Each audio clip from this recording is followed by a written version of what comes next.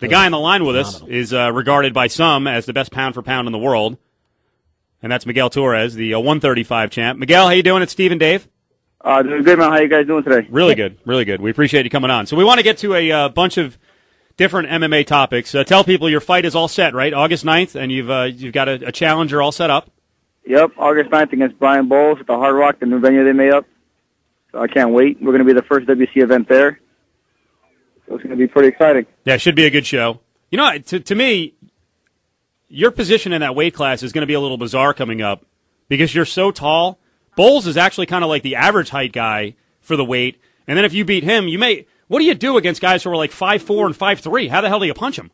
You punch him in the face. You use your reach. It's pretty easy, man. I guess you're punching down. Like, whenever I have a fight coming up, I try to find guys that are on the same height. And the last time I fought in Vegas, I fought Manny Tapia, and I had to find guys that were like 5'4", 5'5", and I could not believe how tall I was in those guys. And I was like, man, I got to go up in weight. I got to try to put on some weight, and my metabolism is so crazy I can't do it. And when I fought Tapia, it was so easy because I was just so much taller than him. Yeah. So I don't know, it's kind of crazy.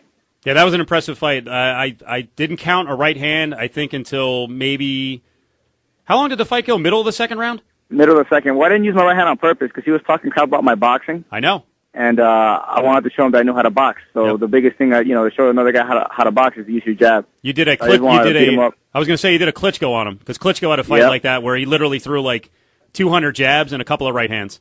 Yep.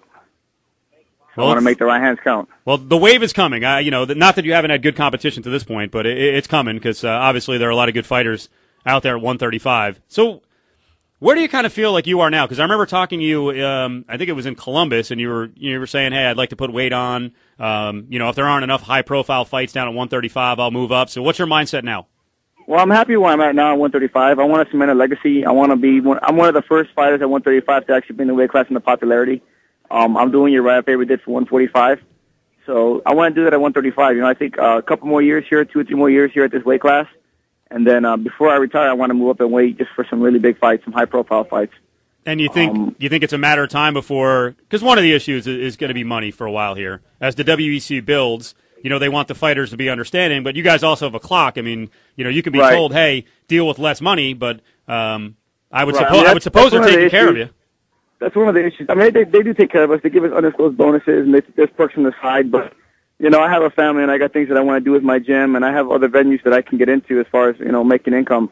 And fighting, I love fighting, and I can stay in fighting another 10 years. It's just the training process is just so rigorous, not just on my body and my mind, but being away from my family and just so much traveling and so much other, there's so much other sacrifices that I make to get ready for a fight, especially being at the level where I'm at now, that I don't get to have any fun in my life. And, depending on where the money's at in 3 or 4 years would depend on if I stick around or not, but I'm planning on staying for 3 or 4 more years and then being out. Yeah, I would say now I'd be a little frustrated if I was in the lower weights and, I watched, say, the Tough 9 finale, and then I found out the awards come out, and Jason Dent gets a $25,000 bonus. Meanwhile, Faber Brown got $10K.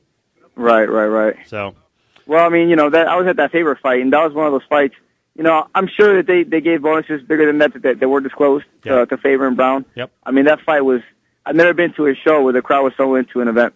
That show when Uriah walked out, I normally get chills up my spine watching UFC events. But when Uriah walked out, I was kind of scared. I was like, man, I was scared for Uriah. I was like, dude, how is he going to perform under this pressure? And that crowd, I don't know if it kept him alive with that broken hand or what, but I seen when he broke his hand and he fought. He could have won that fight with a healthy hand.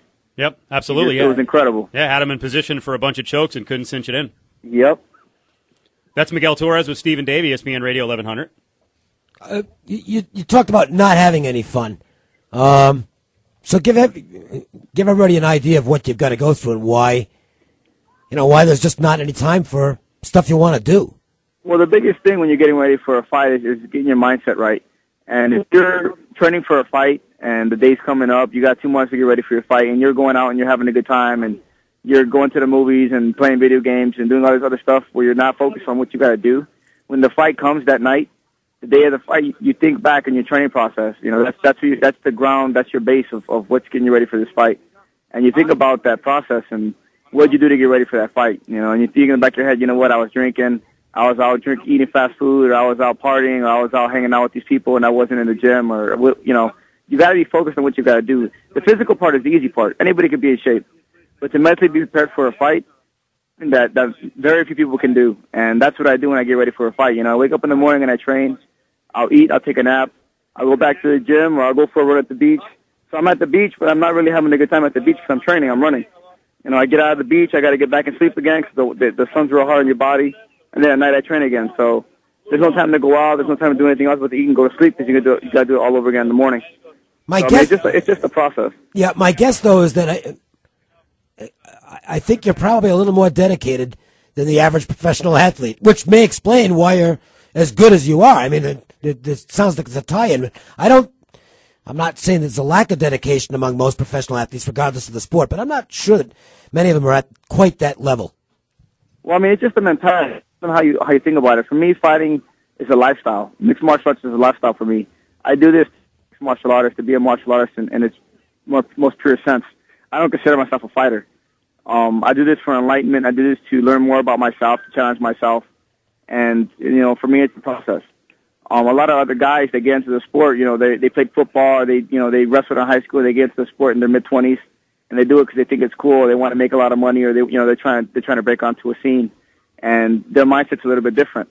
Their training's not going to be focused 100%. Their body's not going to be there 100%. So it's two different levels. A good example of that is when you had a Machida fight against Rashad Evans. You have a guy who's flawless his whole life. And in the back of his head, this is his moment in time to be a world champion. He's been waiting for his whole life. And Rashad Evans was the world champion who came onto the scene from the Ultimate Fighter. So you have two different mindsets there.